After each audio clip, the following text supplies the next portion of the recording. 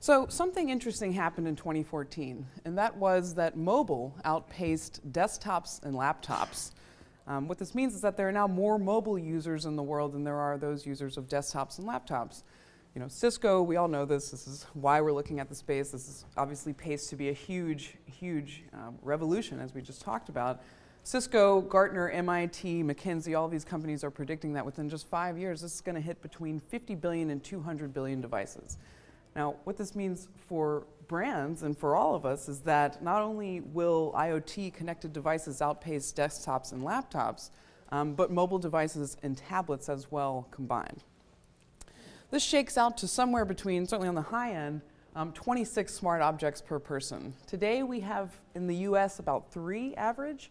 World over, that number is between either 0 or technically 2 to 4. But ultimately, we can see this from a brand standpoint as windows of opportunity to engage customers, and also windows of opportunity to understand how they're engaging with our products and services. So we're kind of seeing the underpinnings of this take place today. It's no surprise that the top 2 box here of how people are accessing the internet is indeed laptops and desktops as well as mobile devices.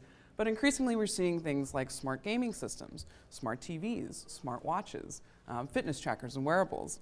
And what this really means from a consumer standpoint is that this is transforming how individuals like you and I think about what the internet is and how it's defined and how we consume it. This is a framework from the report I just published to really sort of contextualize how to view the Internet of Things into sort of this brand consumer paradigm. On the far left here is sort of the beginnings of traditional media. Think of print, radio, billboards. This was a one-way communication where brands really set the agenda. Broadcast model, really kind of a one-way, brands set the agenda in this, they created content, displayed it out to consumers, and there wasn't really much dialogue happening. This happened over time through traditional media. Enter the advent of the internet and social media when what really kind of fundamentally changed was this dialogue model, where not only could brands communicate with consumers, but consumers could communicate back to brands and also amongst each other, through things like digital media, as we know, through social media. And this was happening increasingly in real time, but still to some degree with a delay. Now enter object voice, or object in this case could be anything from connected products to smart devices, to people, to our pets, to our loved ones, to connected infrastructure. We can now add a sensor to effectively anything. And that means that there's this sort of connectivity model or multi-way communications model where brands can not only communicate directly with consumers, directly with objects or products, but these objects and products and these consumers can all communicate back in between and amongst each other. At Altimeter, we call this contextual media.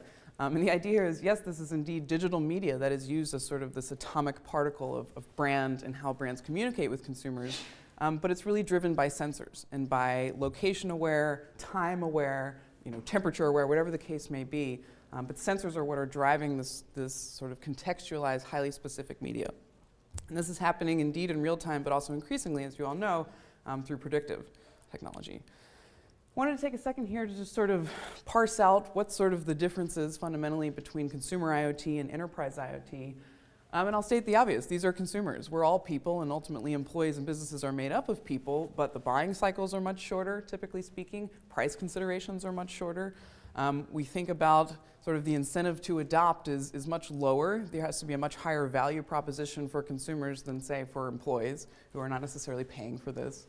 And so there's this really kind of imperative for a value exchange. I talk extensively in the report about this idea of win-win, this what's in it for me, and this being a real challenge, but also a huge opportunity for brands to really prove, why would I adopt this in the first place? What's a problem that's actually being solved here?